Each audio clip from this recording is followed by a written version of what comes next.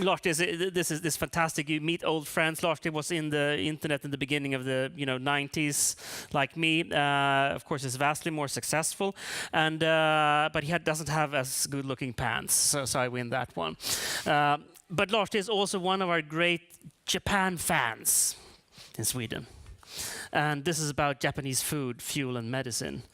And you have to explain to us what that is. I will, but I think we need to clear the table because we'll clear the table. I have a colleague. While you start, the clicker's over there. I'll help clear the table.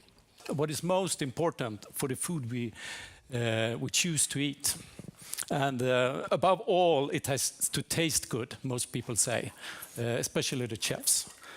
And I say function beats it all. Convenience. What is there close, very close to the mouth when we're hungry? Muscle building, eating like protein powder, entertainment. Some restaurants, well, they serve stuff that might be entertainment but doesn't taste good. And then health. And I might also argue that if it's good for you, the body, and if you're not doped on sugar or salt or anything else, your body will respond with a high five in taste if it's good for you. For a couple of years, I bothered service staff at different venues with the question, is this good for me? When I was served a meal, very few had an answer, which puzzled me. So if you have that occupation, that your daily task is to serve people meal, and you haven't even thought about if it's good for the person that you serve. Most troubled with the question was the poor flight attendants. They knew the food was not good for me. It did not even taste good. So the next 10 minutes, I will talk about Japanese food culture, and Tom will demonstrate cooking in some strange way here with all the gear he has. Cooking a few dishes more or less live on stage. So, and as Johan said, I like Japan, and the background is that I lived 6 years in Japan, and I felt enormous energy and good health living there, and that made me interested in the food culture because I kind of pictured it had to do with what I ate. And then I learned that the Japanese people on an everyday basis, they adjusted their diet to what the temperature is outside, how they felt, the season, and I learned about the secret ingredients. And I understood that there is some kind of idea of fine-tuning health by eating. So returning to Stockholm, I met Tom. And Tom had a background, career at Whole Foods Market in the US, providing takeaway Japanese food in a huge scale. And then he ended up in Sweden, and we formed a company, Blue Light Yokohama, and we started producing real Japanese food. So what shall I eat? Is this good for me?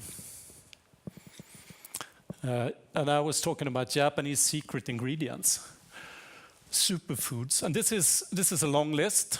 And if you dig into these ingredients, you will find there is a huge understanding or belief among the Japanese people that that these ingredients do good in certain ways, and I will give you some examples of that. So 3 quick dishes. And we will focus on a set of Japanese functional ingredients. And all of this is no science. I have no scientific proof, but it's deeply rooted in a strong food culture. And asking Japanese people about this, they actually give the answers right away, so they know. And in Japan, probably people have been there, that everybody is very engaged in food. So we're going to see hijiki salad, kimpira, and grilled daikon. What can you say about these dishes, Tom? Well, those are very traditional, and those are easily found at many of Japanese home in the refrigerator. And it's very classic. It's vegan, and especially the older generation, they are I would say, everyday food. Included would be miso tofu, edamame, goma, hijiki, daikon, gobo. And I believed komezu, but it won't be included. It usually is, but... First dish.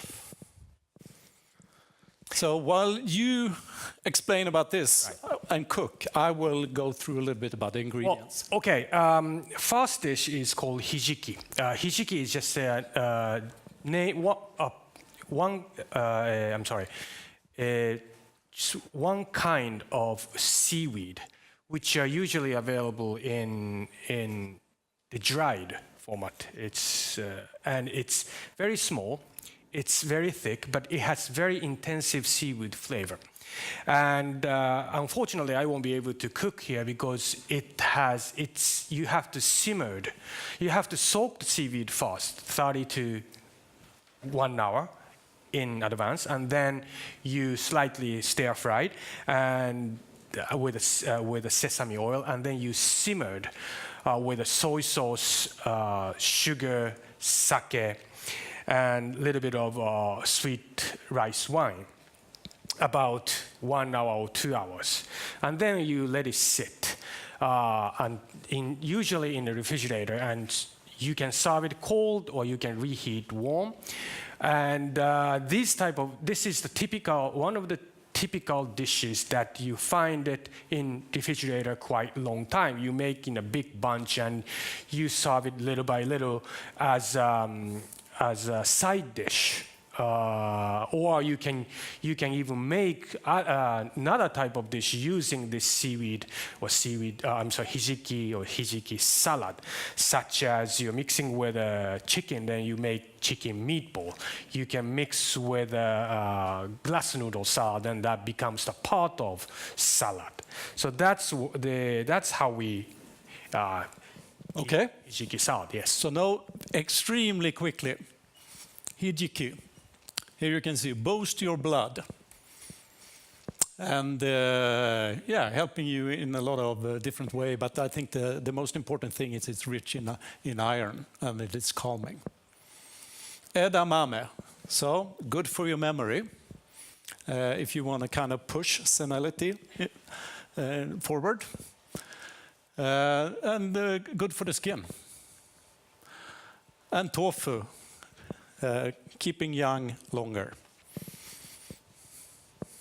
So this first dish will make you younger, fix the blood and the memory. And yes, it tastes good. Yes, and by the way, those hijiki and other 2 dishes we are presenting will be available for small tasting outside our presentation, outside this theater, so that you can stop by and try. It's good or not. You can judge it. The second dish is called kimpira. The name kimpira comes from one of the very famous shrine called Kimpira, Mr. or Mrs. Kimpira. And that is the origin of the name, and the area where that shrine is known for very good vegetable, especially the burdock. In English, it's called burdock. It's a gobo in Japanese. And this kimpira it's very simple. It is a stir-fried Japanese root vegetable, like gobo with carrot or with celery. That's what we are trying here.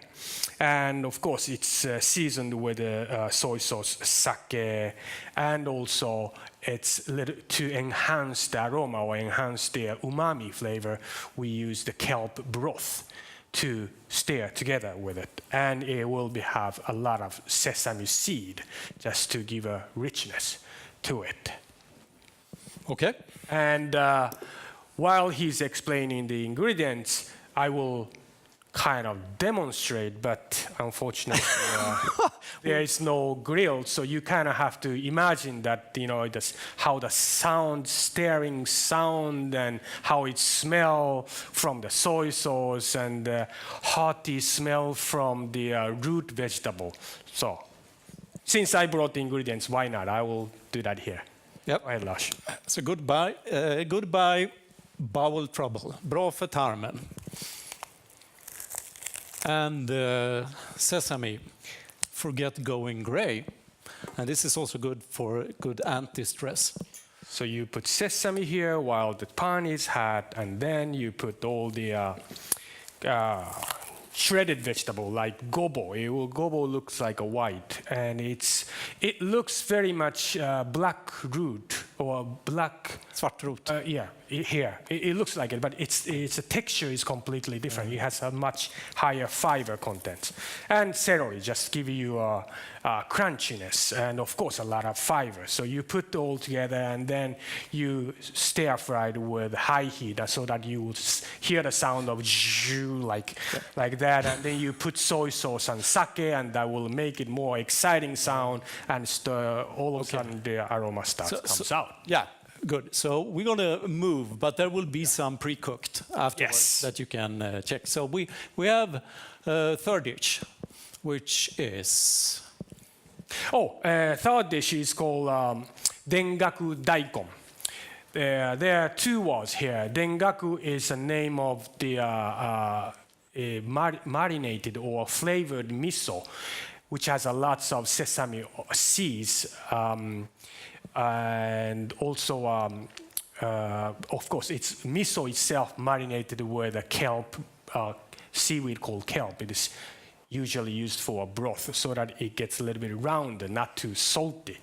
And daikon is it's called daikon radish. It's a part of radish, and in Swedish it's called it's a vitratika. You've probably seen it in supermarket. It's quite big, white root vegetable.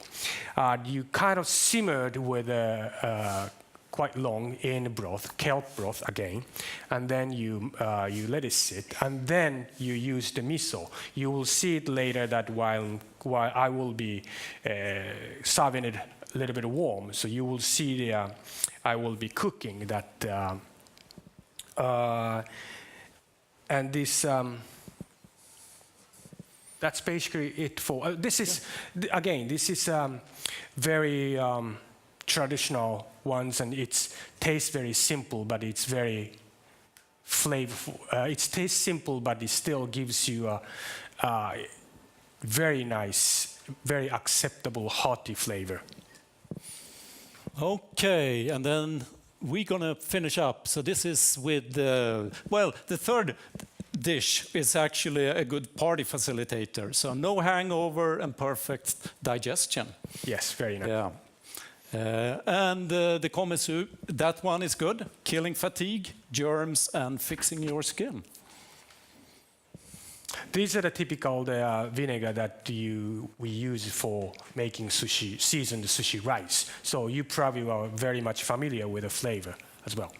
Okay, so we'll round up here. Thanks for listening. Thank you. And credits to this little book where we found quite a lot of inspiration.